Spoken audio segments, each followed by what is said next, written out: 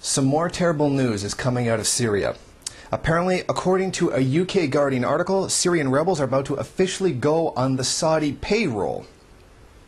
This was leaked to the UK Guardian. Now it says that Saudi Arabia plans to pay future deserters in dollars and euros, which means anybody who decides to defect is going to start getting paid in euros and US dollars instead of the highly devaluated Syrian pound, which has taken an absolute beating in the last 16 months of this situation. So, I mean, clearly we can see here, give up on your government and we can pay you like tremendously way more money. So we're going to fund the pounding of your economy that's getting destroyed by this war.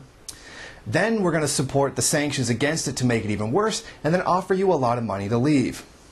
Of course, a lot of free market fundamentalists would look at this and say it's not an act of coercion, and a lot of the other insane things that they do say. But I mean, you could clearly see a deliberate plan here. Destroy the Syrian economy, lure with money.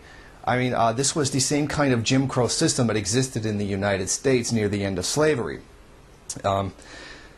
Confiscating lands from, black farmers, and then having industrial jobs in the city. So it was like the push-pull effect.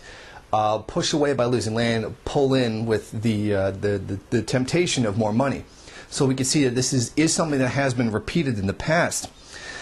Now, right now, The Guardian says the Qatar and Saudi Arabia began supplying FSA and Kalashnikov rifles and anti-tank missiles and RPGs back in mid-May, along with assistance from the U.S. government, where a lot of these anti-tank weapons were actually coming from.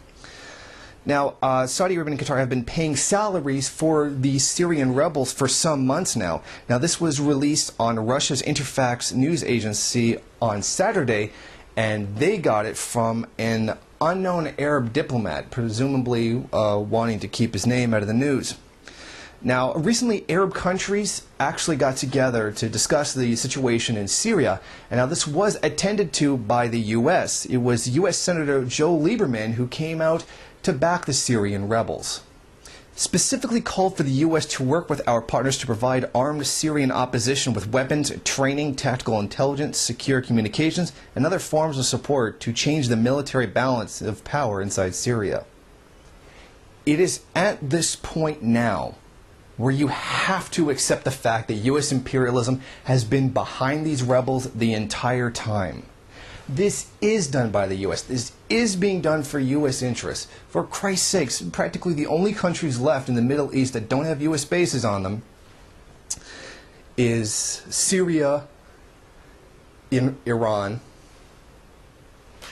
So, I mean, it's glaringly obvious at this time.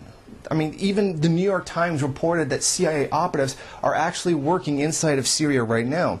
They're organizing scattered groups of rebels and then putting them under a central command in order to better coordinate all their attacks against the Syrian government, and then turning around and having the media claim that these are oppressed peoples that are being bullied by the Assad regime, and all these supposed massacres are coming out, and there's a couple videos online showing how the Syrian rebels are actually faking them. And not to mention, it has now also been revealed that the Syrian government did not carry out the Homs massacre, but it was actually Syrian rebels who actually did it. And this whole time, the UN is completely looking the other way.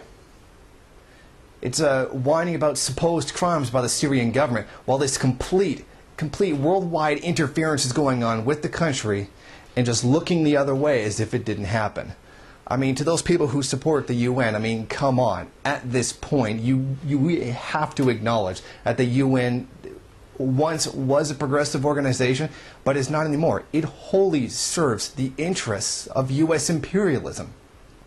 Come on, people. This is very clearly the situation in Syria is being carried out by the United States for its own imperial interests.